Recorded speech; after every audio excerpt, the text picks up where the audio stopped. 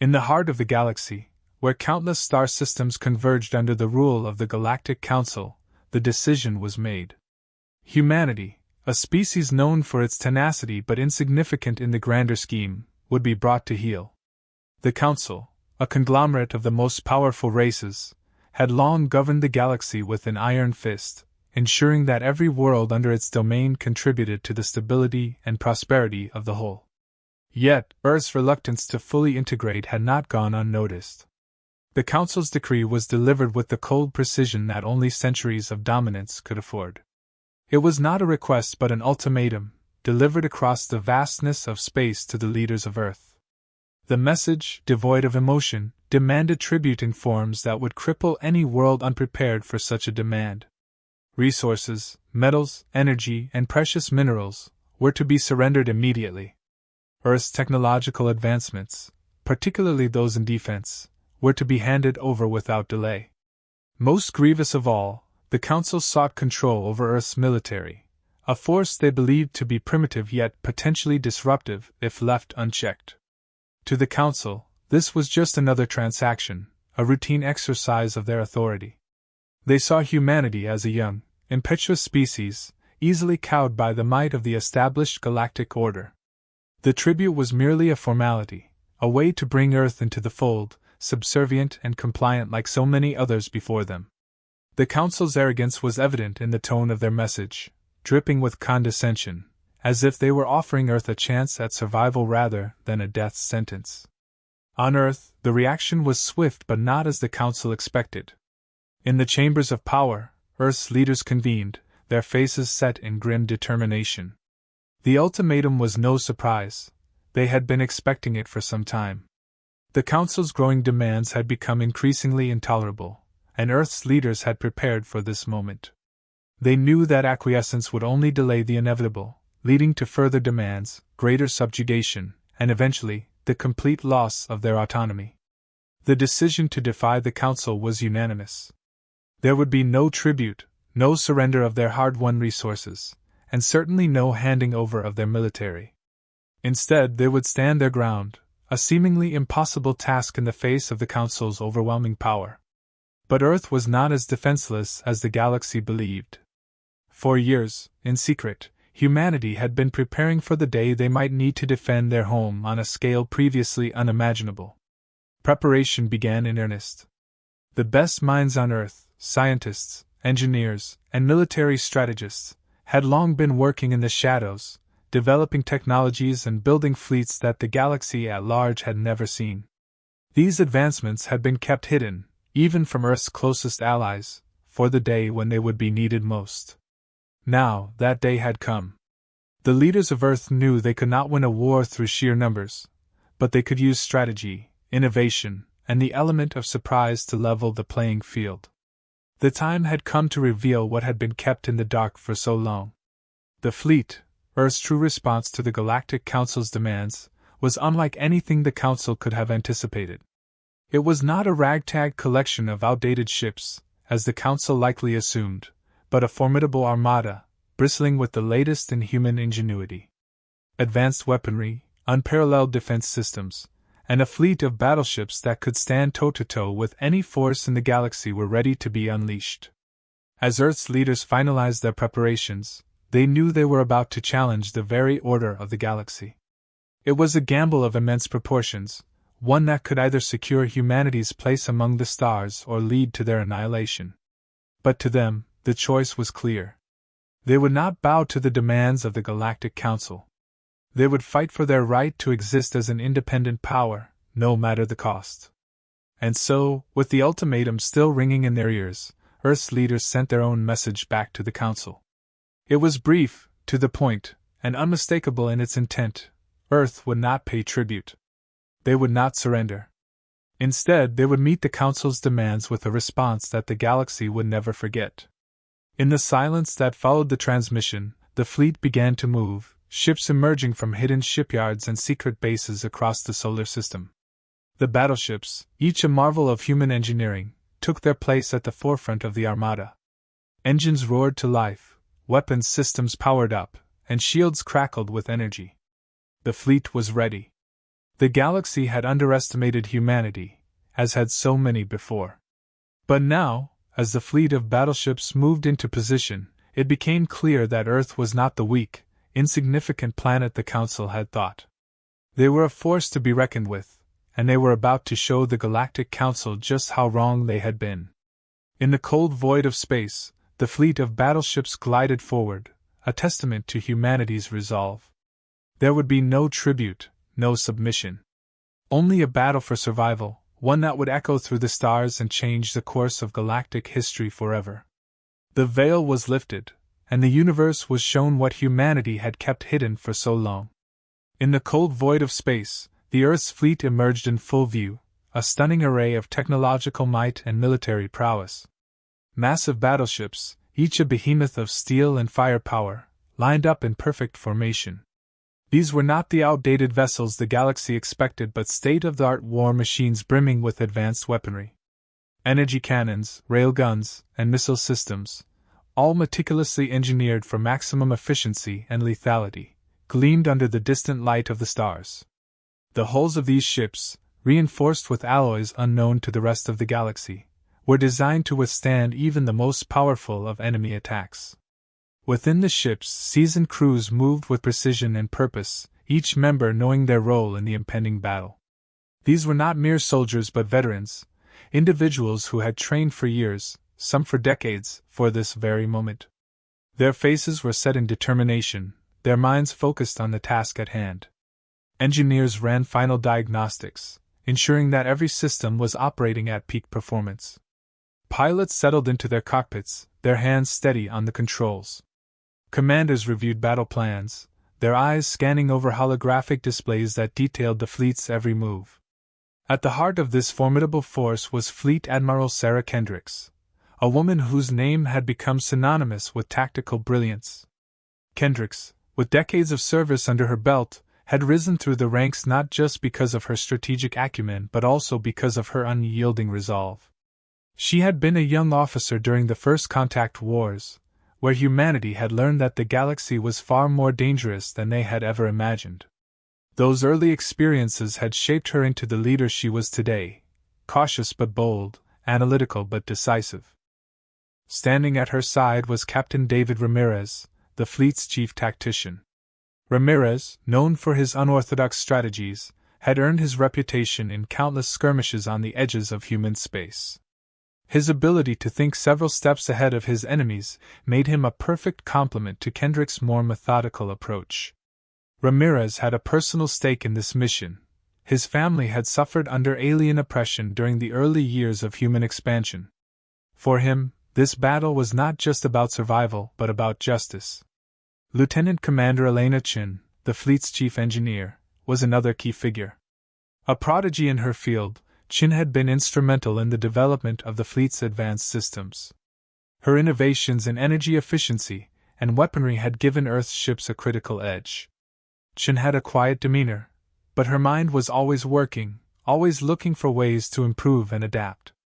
The fleet's success depended heavily on her ability to keep everything running smoothly under the extreme conditions of battle.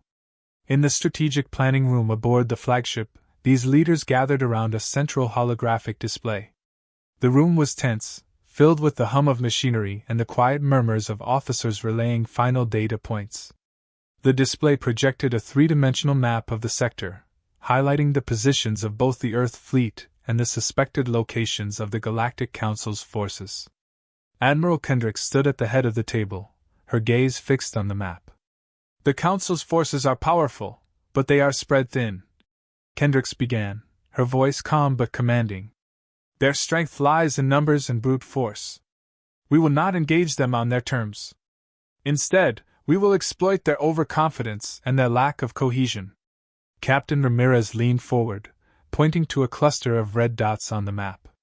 "These are their primary command ships. If we can disrupt their chain of command early, the rest of their fleet will be thrown into disarray. They are not used to coordinated resistance on this scale." Lieutenant Commander Chen spoke up, her voice steady. "Our energy weapons are superior, but we can't rely on them alone. Their shielding is designed to absorb energy-based attacks. We'll need to mix in kinetic strikes and disrupt their shield harmonics. The plan was set: precision strikes on key targets to cripple the Council's ability to coordinate, followed by a relentless assault on their weakened forces.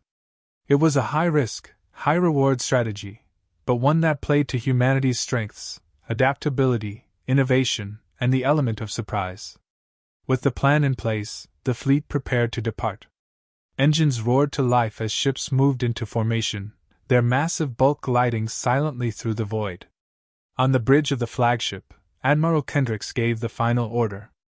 All ships prepare to engage. We're not just defending Earth, we're sending a message. Let's show the galaxy what humanity is truly capable of. The fleet began its journey, leaving Earth behind as it moved toward the rendezvous point where they would confront the Council's forces. The ships cut through the darkness of space, their lights casting an eerie glow on the surrounding void. As they traveled, a sense of purpose settled over the crews. This was more than just a battle, it was a defining moment for humanity, a chance to prove that they were not to be underestimated. As the fleet moved closer to its destination, the tension grew, but so did the resolve of everyone involved. The calm before the storm was palpable, with every crew member fully aware that the future of their species depended on the outcome of the coming conflict. There was no turning back now. The die had been cast, and humanity was ready to face whatever came next. In the quiet of space, the fleet pressed on, a force of steel and determination, prepared to challenge the might of the Galactic Council and claim their place among the stars. The Galactic Council received the message from Earth with a mixture of surprise and amusement. For centuries, no species had dared to defy their authority, and the notion that humanity, a relatively young and insignificant race, would reject their ultimatum seemed absurd. The initial reaction among the Council members was disbelief. Surely, this had to be a mistake, or perhaps a misunderstanding. But as the reality of Earth's defiance set in, their disbelief turned into dismissive laughter. The idea that humans could pose any real threat to the Council's dominance was inconceivable to them. They saw humanity as a primitive species, one that had barely scratched the surface of interstellar travel and was certainly not equipped to challenge the most powerful coalition in the galaxy. In the grand chambers of the Council, the discussions began. Most of the members, representing the various dominant species, were quick to downplay the significance of Earth's response. They spoke of humanity's arrogance, assuming that a show of force would quickly bring them in line. The Council had dealt with rebellious planets before, and in each case, the outcome had been swift and decisive. Earth, they believed, would be no different. There was no urgency in their tone, no concern that this might be anything more than a minor inconvenience. Their complacency was palpable, rooted in centuries of unchallenged power. However, not everyone within the Council shared this complacency. A few members, particularly those who had been following Earth's progress more closely, voiced their concerns. They warned that humanity was not to be underestimated, that there were signs Earth had been developing advanced technologies in secret. These dissenting voices were quickly drowned out by the majority, who saw no reason to consider the possibility that a species as young as humanity could outmatch them. Internal politics played a significant role in this dismissal. The dominant species, who had held power for generations, were confident in their superiority and uninterested in entertaining any notion that might challenge their worldview. But beneath the surface of this confidence, there were growing tensions within the Council. The more cautious members began to question the leadership's approach, suggesting that a more measured response might be prudent. They argued for intelligence gathering, for a better understanding of Earth's capabilities before making any moves. This dissent was met with scorn by the more hawkish factions, who saw any hesitation as a sign of weakness. These internal divisions, though not yet fully exposed, hinted at deeper cracks within the Council's unity. Despite the warnings, the Council moved forward with their plans to subdue Earth. Preparations for war began, but they were half-hearted, driven more by routine than by any real belief that humanity posed a threat. The Council's military forces, while vast, were largely outdated. They had grown complacent over the centuries, relying on sheer numbers and the intimidation factor of their reputation rather than maintaining cutting-edge technology. Their ships, though numerous, were old designs built for a time when their enemies were less sophisticated and more easily overwhelmed. The Council's leaders were confident that their overwhelming firepower would be more than sufficient to crush any resistance Earth might muster. As the Council's fleets began to mobilize, there was little sense of urgency or fear. The commanders, many of whom had grown soft in their positions of power, viewed this as just another operation, a chance to remind the galaxy of the Council's dominance. They underestimated Earth's capabilities, dismissing the rumors of advanced human technology as mere exaggerations.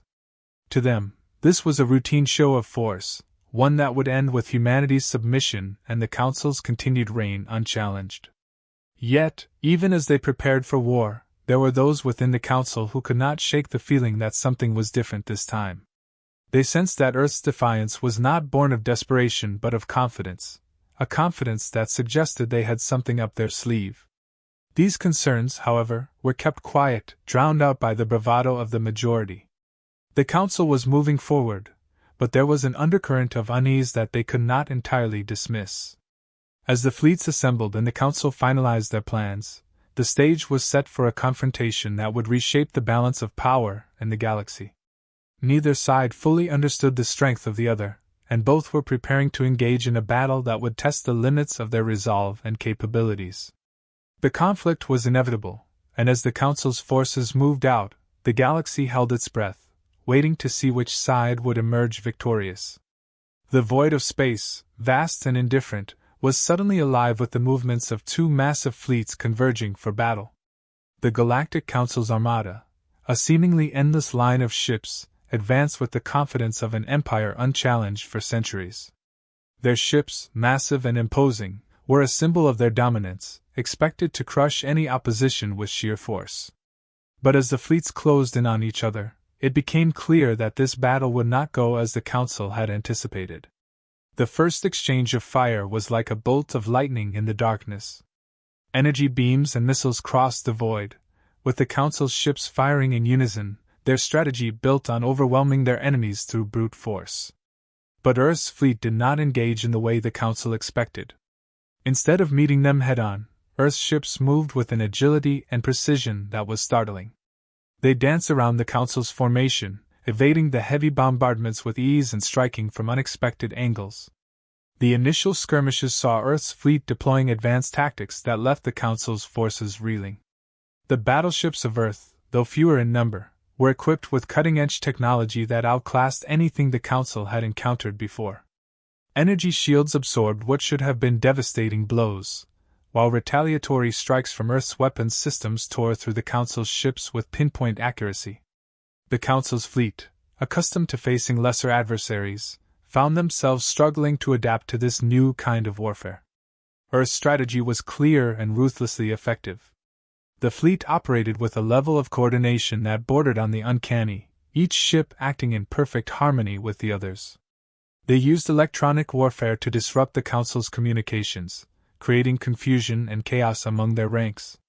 Jamming signals, hacking into enemy systems, and deploying decoys, Earth's fleet systematically dismantled the Council's ability to coordinate their forces.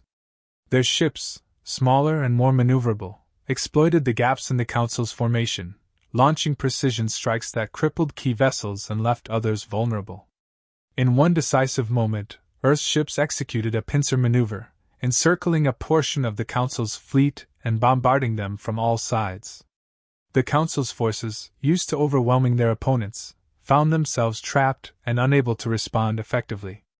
Earth's superior maneuverability allowed them to dictate the terms of engagement, forcing the Council to fight on their terms. Each move was calculated, every strike purposeful, designed to weaken the Council's forces incrementally until the balance of power shifted in Earth's favor. As the battle raged on, the Council's confidence began to erode, replaced by a growing sense of desperation. From the command decks of their flagship, the Council's leaders watched in disbelief as their forces were systematically dismantled. What was supposed to be a show of dominance had turned into a nightmare. Their ships, once thought invincible, were being destroyed at an alarming rate, and their strategies, which had worked so well against other foes, were proving ineffective against humanity's ingenuity. The Council's attempts to regroup and counterattack only deepened their despair. Every time they tried to rally their forces, Earth's fleet was one step ahead, cutting them off and neutralizing their efforts with surgical precision. The Council's commanders, many of whom had never faced a serious threat before, began to panic. Orders were confused, and their fleet's cohesion, which had been their strength, now worked against them as their massive ships struggled to reposition themselves in the chaotic battle. Then came the turning point, a moment that would seal the fate of the battle. Earth's fleet, having systematically weakened the Council's forces, launched a coordinated attack on the Council's flagship. This ship, a symbol of their power, was the largest and most heavily armed in their fleet. But Earth's forces had identified its weaknesses, and now they exploited them with deadly efficiency. In a series of rapid, coordinated strikes, Earth's battleships targeted the flagship's critical systems. One by one, its shields were breached, its weapons silenced, and its engines crippled. The flagship, once the heart of the Council's fleet, now drifted helplessly in space, a testament to the power of human ingenuity and resolve. The sight of their flagship disabled sent shockwaves through the Council's remaining forces, shattering their morale and leaving them vulnerable to Earth's final assault. The battle was not over, but the outcome was no longer in doubt. With their flagship crippled and their forces in disarray, the Galactic Council's fleet began to retreat, their confidence shattered. Earth's fleet, though battered, stood victorious, having not only defended their home but delivered a message to the galaxy. Humanity was not to be trifled with. The turning of the tide marked the beginning of the Council's downfall, as the balance of power in the galaxy shifted in a way that would have been unimaginable just hours before. In the cold void of space, Earth's fleet regrouped, preparing for the final push to drive the Council's forces away once and for all. The battle had begun with the Council's arrogance, but it ended with their humiliation, as humanity emerged not just as survivors but as a force to be reckoned with in the galaxy. The Galactic Council, once the undisputed rulers of the galaxy, now faced a reality they had never imagined. Their fleet, battered and broken, drifted aimlessly in space, while Earth's forces, though outnumbered, stood victorious. The Council's leaders, watching their flagship crippled and their forces in disarray, knew the battle was lost. It was a bitter pill to swallow, but the time for denial had passed. They had underestimated humanity, and now they would have to face the consequences. In a moment that would be recorded in history, the Council sent out a signal across the void, a message of surrender. The arrogance and bravado that had once characterized their communications were gone, replaced by a tone of reluctant humility. They acknowledged their defeat and requested terms for their surrender, hoping to salvage what little dignity they had left. On Earth, the response was swift and resolute. The leaders of Earth, having stood firm in the face of overwhelming odds, now received the news of their victory with a mixture of relief and steely resolve. They had fought not just for survival but for the right to be treated as equals in the galaxy. The negotiations that followed were unprecedented. For the first time in history, the Galactic Council found itself in a position of weakness, forced to negotiate with a species they had once considered beneath them. Earth's leaders, guided by a sense of justice and a desire to secure a lasting peace, dictated the terms with clear intent. They did not seek to humiliate the Council but to ensure that humanity would never again be treated as a lesser power. Earth demanded recognition as an equal member of the galactic community, with all the rights and privileges that entailed. They insisted on the dismantling of the Council's more oppressive policies, particularly those that had kept other species in subjugation. Trade agreements were restructured to ensure fairness, and Earth's technological advancements, once kept hidden, were now to be shared on their terms, not through coercion. The Council, still reeling from their defeat, had little choice but to agree. They signed the accords that would reshape the balance of power in the galaxy, setting new precedents that would resonate for generations. As the dust settled, both sides took time to reflect on the battle's profound impact. For humanity, the victory was more than just a military triumph, it was a moment of transformation. Earth, once seen as a backwater planet on the fringes of galactic civilization, had proven itself to be a force to be reckoned with. The respect they had fought for was now theirs, and with it came new opportunities. Potential alliances began to form, as other species, impressed by humanity's resilience and ingenuity, sought to establish ties with the new power in the galaxy. But with respect also came a sense of responsibility. Earth's leaders knew that their actions had set a new course for the galaxy, one that would require careful navigation. They had shown the galaxy their strength, but now they needed to demonstrate their wisdom. The shift in power dynamics was delicate, and while they had earned their place at the table, they also knew that maintaining it would require more than just military might. It would require diplomacy, cooperation, and a commitment to the ideals they had fought for: freedom, equality, and the right to determine their own destiny. In the final scene, the fleet that had once set out with so much uncertainty now returned home as heroes. The ships, though battle-worn, flew in formation, a symbol of the unity and determination that had carried them through the darkest hours. As they entered Earth's orbit, the world below erupted in celebration, the people of Earth coming together to honor those who had fought and those who had fallen. The galaxy, now watching with a mixture of fear and admiration, had been irrevocably changed by the events that had unfolded.